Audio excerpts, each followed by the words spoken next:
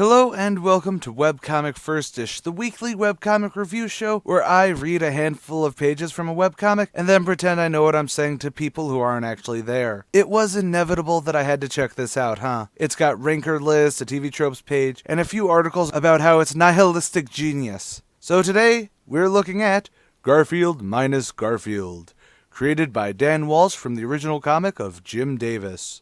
First and foremost, I have to bring up that while there's the Dan Walsh version, Paws Inc. also puts out a Garfield minus Garfield strip every Monday, Wednesday, and Friday. I'll get to that at the end. So, how do I actually come at this? I can't really talk about the art all that much. It's literally just old Garfield strips, with Garfield taken out of them via Photoshop. It's a brilliantly simple premise that, well, to quote the actual comics website, becomes a journey deep inside the mind of an isolated young everyman as he fights a losing battle against loneliness and depression in a quiet American suburb. Frankly, that's exactly how it comes out. I'm going to put my brainy critical view specs on. I can only put them on for a short time because they're not actually my prescription, since I don't need glasses. Insert your own jokes about how that must skew my vision down below.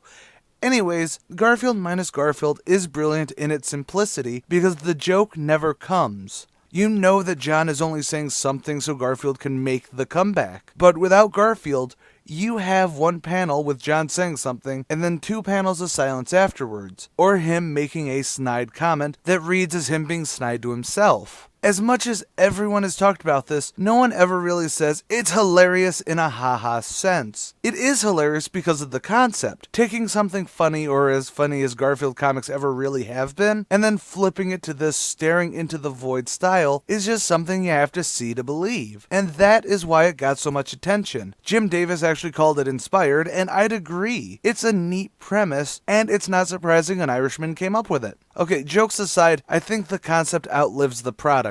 See, Paws Comics currently does the same thing after the explosive suite that came out when Walsh did this in 2008, and it's a great idea that continues on. Only they also put the original comic up under it, so you can see where the gag actually was left out. And honestly, I think that takes away a lot of the bite of the idea. While obviously the minus Garfield still has all that millennial cynicist existentialism in there, seeing what the actual punchline is that Garfield would have said almost shows how hollow the gimmick truly is. However, I can't bring up Garfield minus Garfield without bringing up that it did sort of create a trend trying to capture lightning in a bottle twice. And the saddest one, I think, was honestly Garfield minus John, where you pretty much have the Garfield side of things. While I know a few friends of mine think it's funny, it's just there. You get him making a retort to no one, which is a very hit or miss thing. But what is my actual verdict on this? Well, I am horribly split.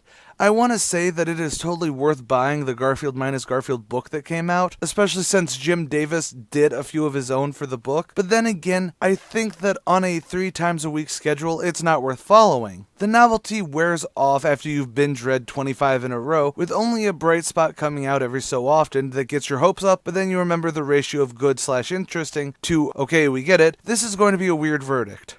I say that you should buy the book. It's the best of the Garfield minus Garfield, while also having some neatness with the Garfield creator making his own. Is it worth following, though? Maybe if you give it a binge every so often, but I would say that there's a reason the trend died down after a decade. Holy crap, this got popular a decade ago. And suddenly I feel very, very ancient. And on that crippling realization, that is all for today. If you agree or disagree with me, let me know in the comments below. While you're down there, also suggest what you'd like to see on one of the Firstish series of shows, be it comics, manga, or webcomics. Like us on Facebook, follow us on Twitter, and please consider pledging to our Patreon. It helps the channel out immensely, and as always, I'm the Comic Archivist. Stay golden, Inklings.